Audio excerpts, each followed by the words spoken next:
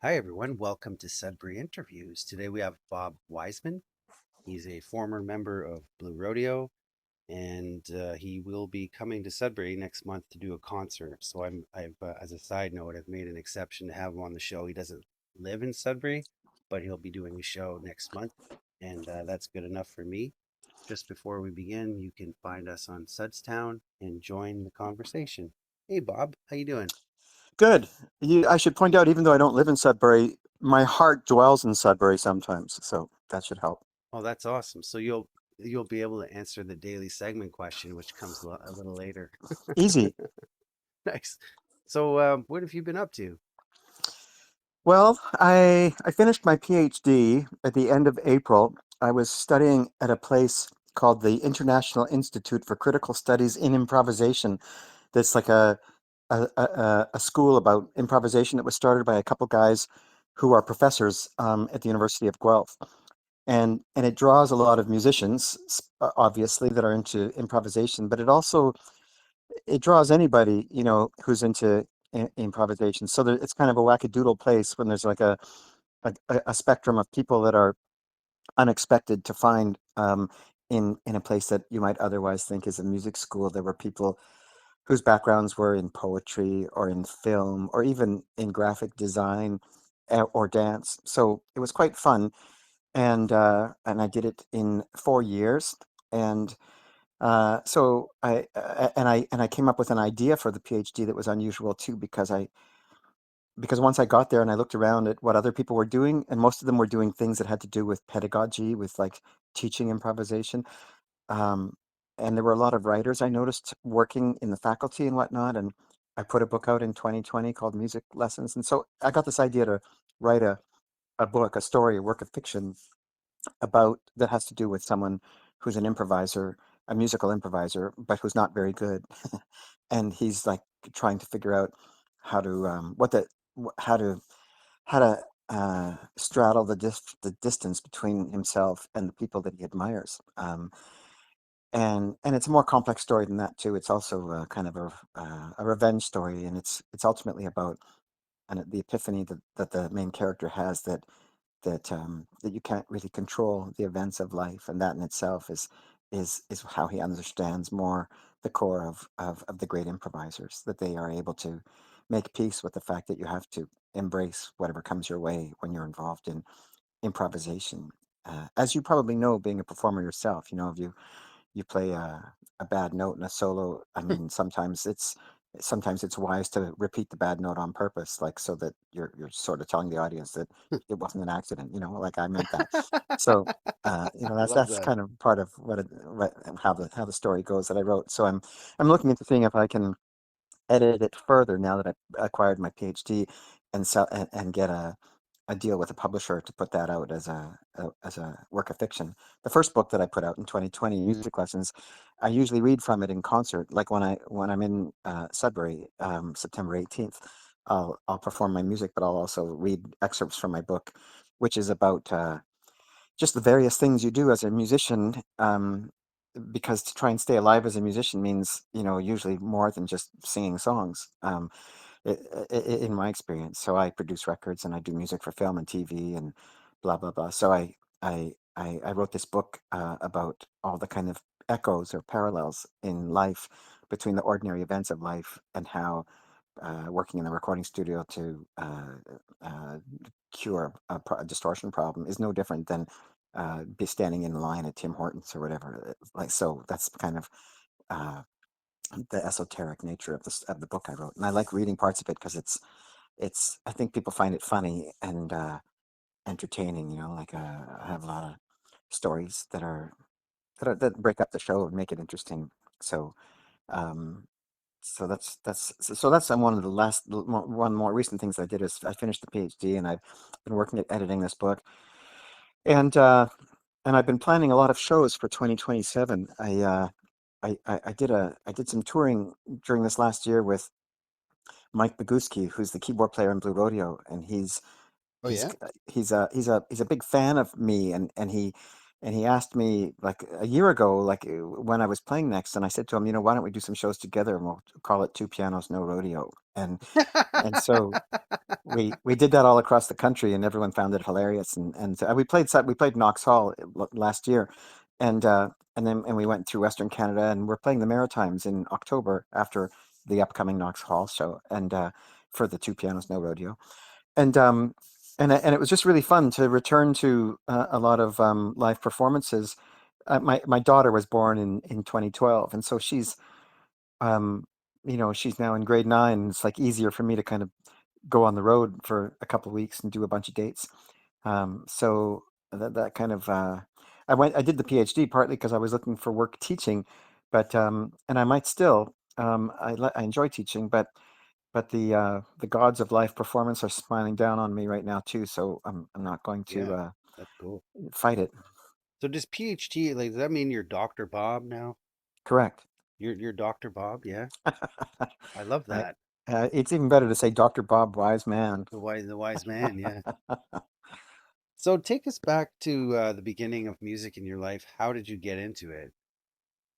Well, I'm the youngest of four boys, and everybody played like ever since I can remember. My brothers all played instruments, and I, being the youngest, would used to, I didn't really was too small to like play the instruments. So I started out I have memories of like crawling into the drawers in the kitchen where the pots were, and grabbing pot lids and playing them like cymbals, like with my brothers and my mother on the piano.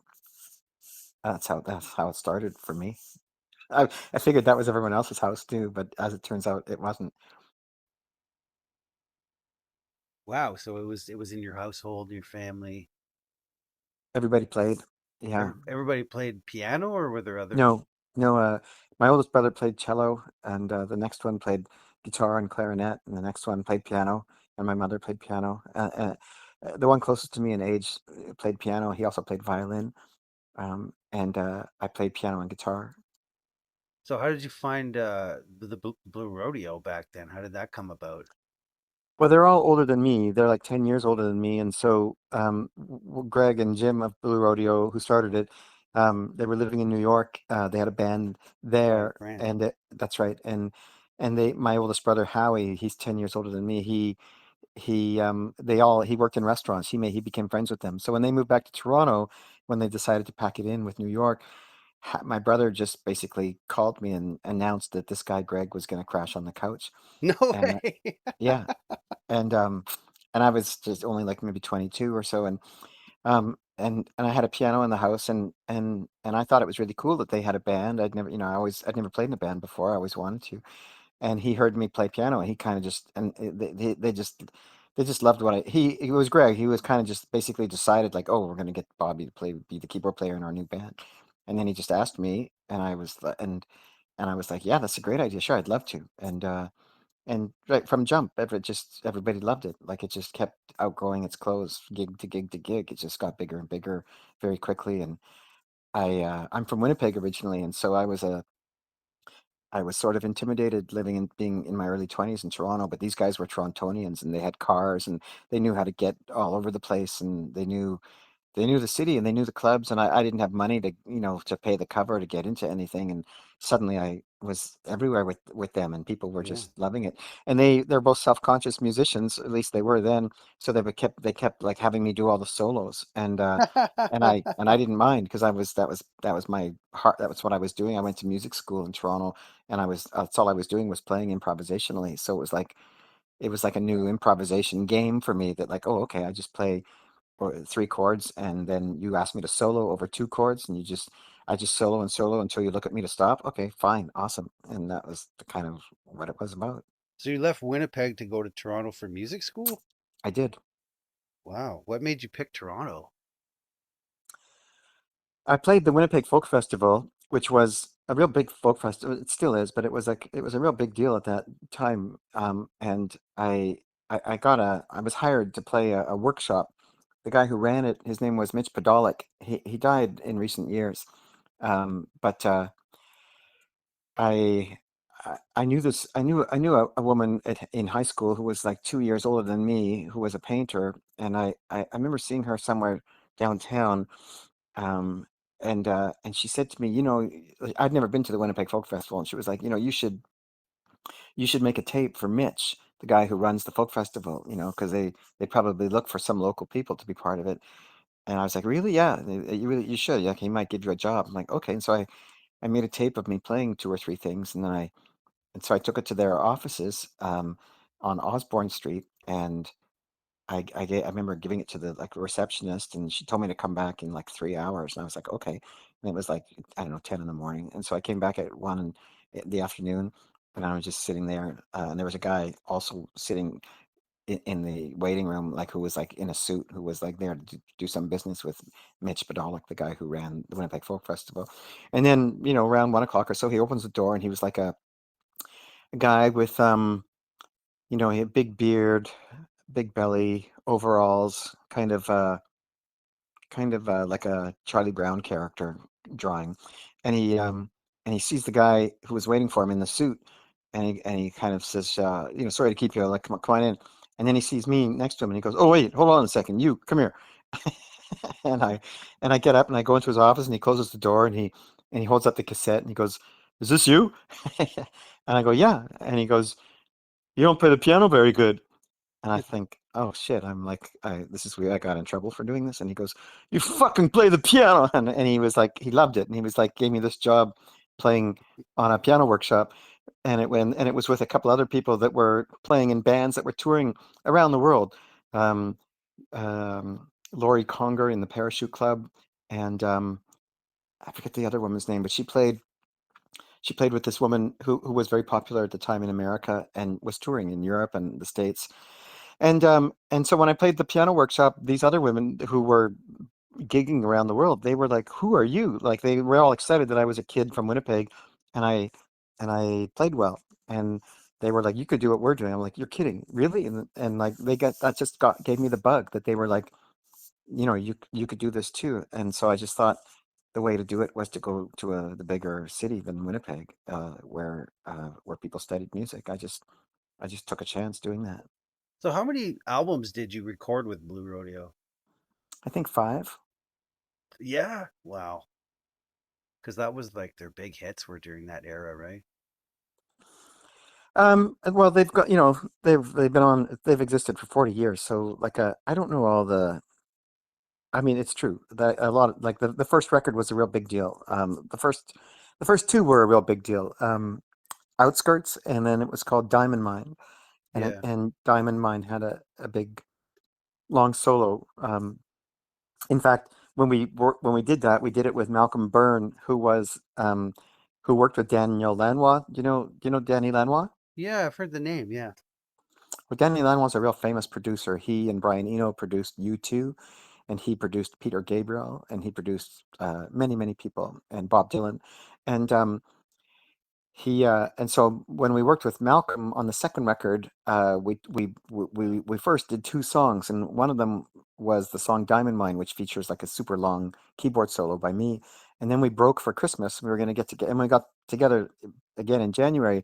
And when we broke for Christmas, Malcolm went back to New Orleans, where he lived, I think, with Lanois. And when we returned, he took me aside the first day because we'd all heard that after that, like 6 months from now, in June of that year, Lanois was going to be producing Bob Dylan. And so Malcolm took me aside and said that Danny Lanois had heard my keyboard solo on this song Diamond Mine, and he doesn't know what Dylan wants to do, but he thought he would put a band in advance together for him, and uh, and he wanted to know if I would be interested in being the keyboard player in the band. And I was like so freaked out at the possibility of that. But as it turned out, Dylan didn't want a band. He ended up they just recorded him by himself and added parts to it later. But it was a very exciting moment for me because I was a big fan of Bob Dylan's work too. So, you mentioned being fond of Sudbury. Yeah. So there's a question that I ask every guest since episode 3, and I call it the daily segment. So I'm gonna ask you a question. It might be a little more difficult because you don't live here. but it's about Sudbury. Okay, Is that cool? sure. Okay, here it is. What is one thing that you feel would make Sudbury greater? Um, I'll tell you something that would make Sudbury greater, but I'll also tell you a couple things that really stand out for me about Sudbury. One is there was a woman who's an artist who crashed me many years ago on my way to doing a camping trip, um, and her name is Heather Top. I don't know what became of her. I think you're friends with her daughter, Pandora Top, Pandora, yeah. Hmm. but Pandora's mother, Heather, who I don't know if she's still with us, but she'd be somewhere in her 80s, I think, is a real fascinating artist.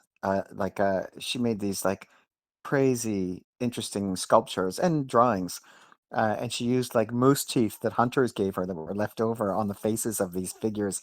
That was just really freaky and fascinating. And I admired her a lot. Um, yeah, I can't remember um, the name of the place that I went camping, Killarney. I think it was on our way to Yeah, Killarney Killarney.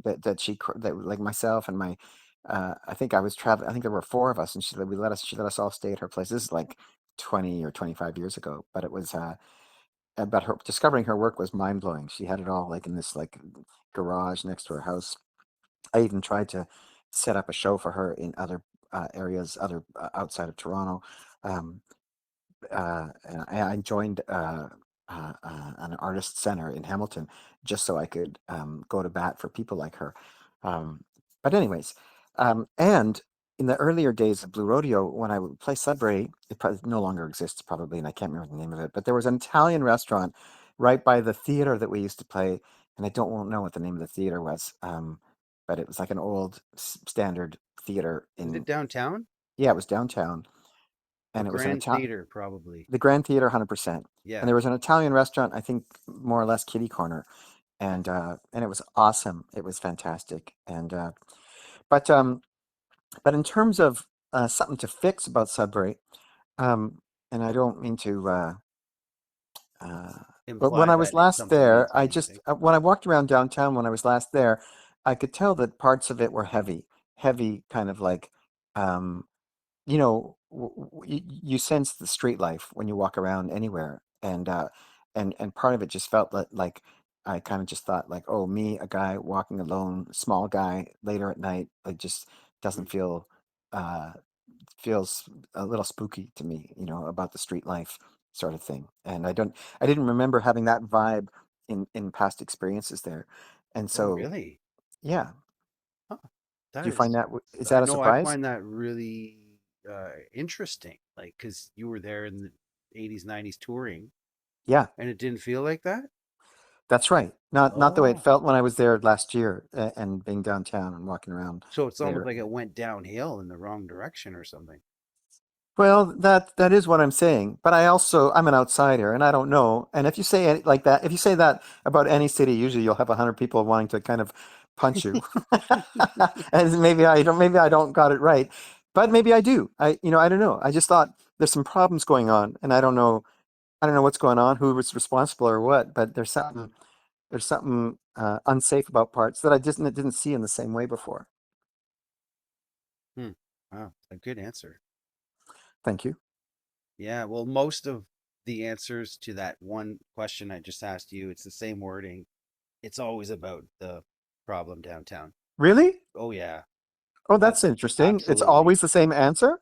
Well, not always, but I'd say probably 85% is always downtown, downtown, something's got to be done down there. Well, that's Oh, great. That's yeah. great. I mean, that says something. That says something about who's running the city or who's not running the city, the way people would like it. Or it says something else about like government policy or like how people are like what's going on politically, that things are challenged the way they are.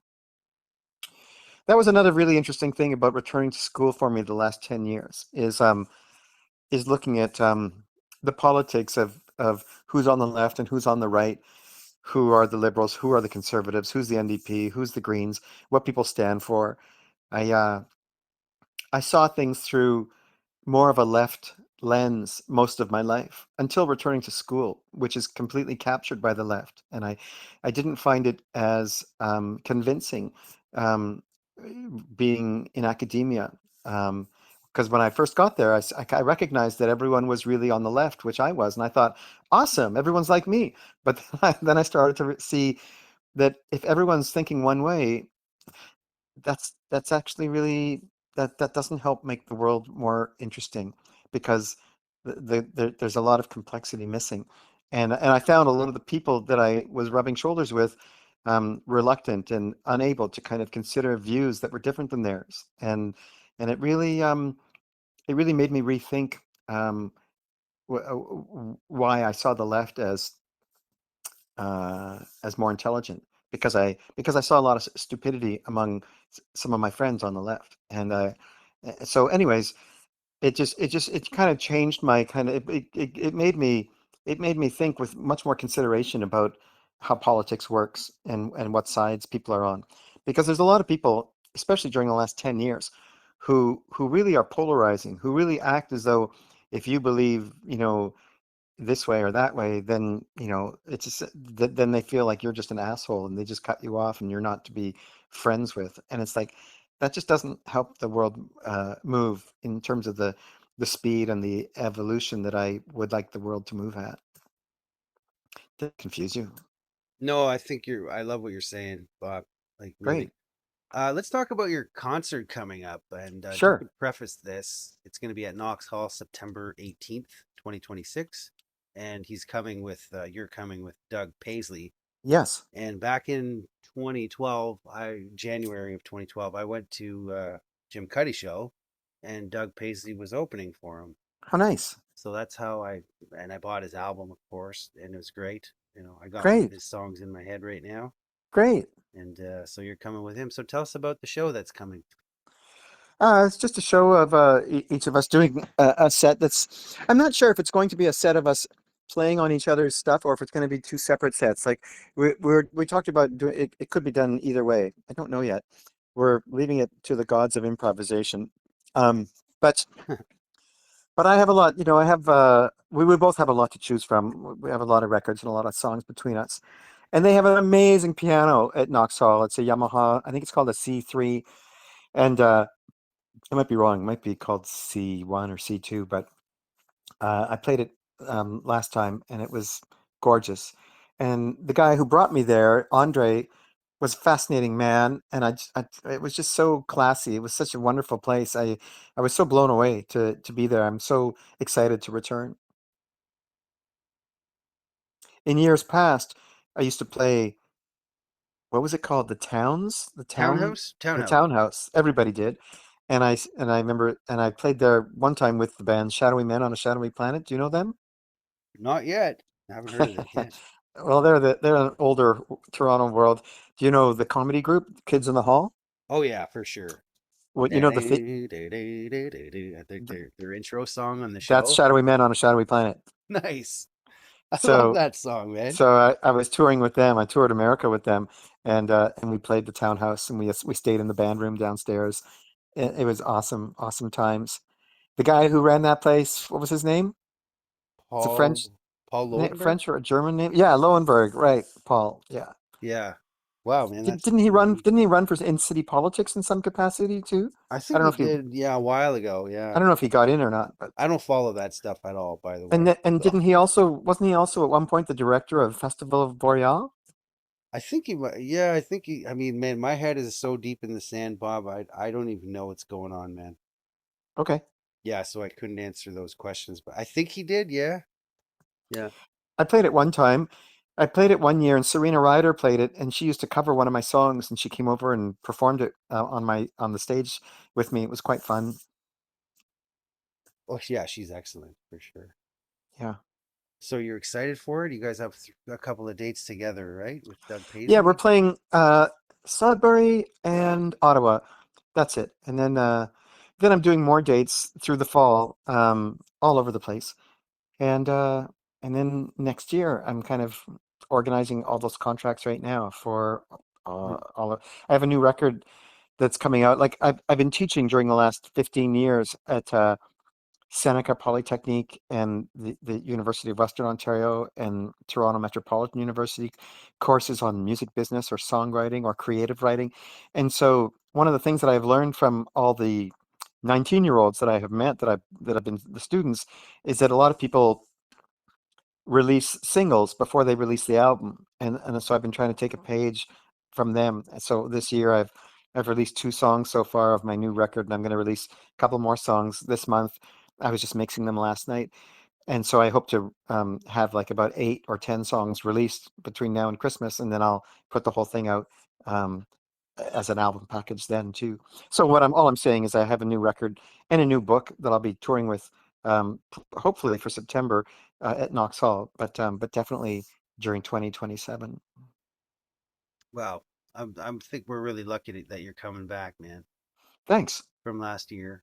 Yeah. Well, I'm the lucky one. I mean, the people that Andre and his friends generate a place like Knox Hall. I mean, that's the real jewel of everything for any performing artist. Like, especially because Canada, as massive as Canada is size-wise, we all know it's small population-wise in terms of where you can play. And so the more places that exist in other cities, the better for everybody. So like that's awesome to instead of like anyways, that'll be quite fun to return. That Andre guy, I met him at a gig I was playing last November. Yeah. And he goes, at the end of the night, he goes, "You guys are great." And he says, "You know what I loved the most about it? Was that you guys didn't show up with this big, massive sound system. We walked in with two little speakers." Oh yeah. And he said that was his favorite part of it. So, yeah, he's got some good ears for sure. Uh-huh. Yeah. Well, wouldn't you rather he said his favorite part was your songwriting? Well, we play covers, eh? We're just Oh doing yeah? yeah, it's just covers Okay. for, well, yeah, for now. Duo, trio, quartet? Duo these days, but Yeah. I was in a trio for a long time as well. Have you ever seen the movie Safe Men? Safe Man? MEN, Safe Men. Safe Men. No, I'm gonna watch it. I hope you do. What's it about? It's an amazing, amazing comedy. It's with Sam Rockwell. It's one of his first films, and the other guy's amazing too, but I forget his name. It's about two guys that are a cover band, and they play to like old senior citizens' homes, and it's how they're mistaken for a couple safecrackers in this city, and it's amazing. It's just amazing. It's one of the best comedies I ever saw. He's one of my favorite actors too, Rockwell. Oh, it's one of his first films. You gotta see it. Nice. Safe Man. Well, this was a really great interview, Bob. Thanks for coming on, You're welcome. and thank you for your energy and your creativity. I could tell you're a very creative soul, and you have this huge Wikipedia page. You've done so much musically and otherwise too. So, congrats, man, on everything. Thanks. When you publish it, send me a link and I'll throw it out onto Instagram and Facebook and all that. I absolutely will. How can people find you online? Oh, just bobwiseman.com, bobwiseman.ca, Yeah. Okay. Bob Wiseman, YouTube. It's all there. Just Google your name, and there's a lot there. Instagram. It's all there. Yeah. Sounds good, Bob. You have a And great night, man. Spotify. Okay, thanks. Bye bye. Cheers.